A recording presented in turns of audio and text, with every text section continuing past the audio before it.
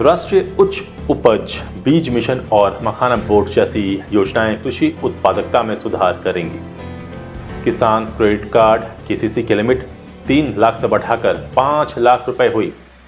दाल उत्पादन और टिकाऊ कपास खेती को बढ़ावा देने के लिए विशेष मिशन शुरू किए जाएंगे। देश में पीएम धन्य धान्य कृषि योजना शुरू होगी। 100 जिलों को फायदा होगा। डेयरी और मछली पालन के लिए 5 लाख रुपए तक का लोन मिलेगा। समुद्री उत्पाद सस्ते होंगे।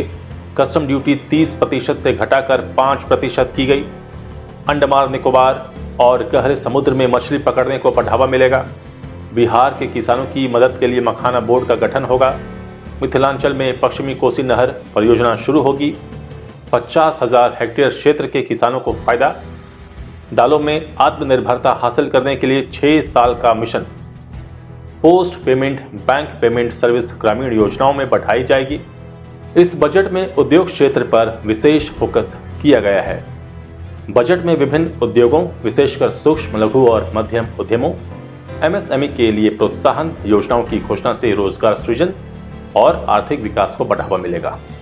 सड़कों, रेल, बंदरगाहों और हवाई अड्डों के विकास के लिए बड़े पैमाने पर निवेश की योजना बनाई गई है, जिससे लॉजिस्टिक्स में सुधार होगा और व्यापार को बढ़ावा मिलेगा। स्वास्थ्य सेवाओं की पहुंच बढ़ाने और शिक्षा के स्तर में सुधार के लिए बजट में विशेष प्रावधान किए गए हैं, जिससे मानव संसाधन का विकास हो सके। महिलाओं के लिए विशेष योजनाओं की घोषणा की गई है।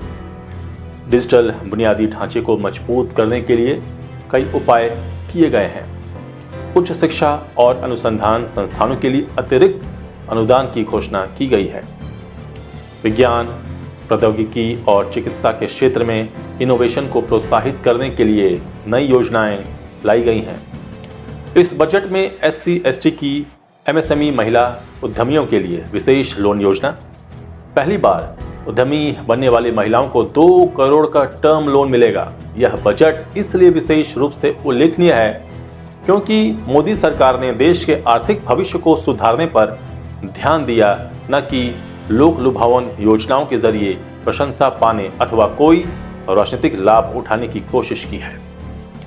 राजनीतिक हितों से ज्यादा देश हित को सामने रखने की यह पहल अनूठी है, प्रेरक है।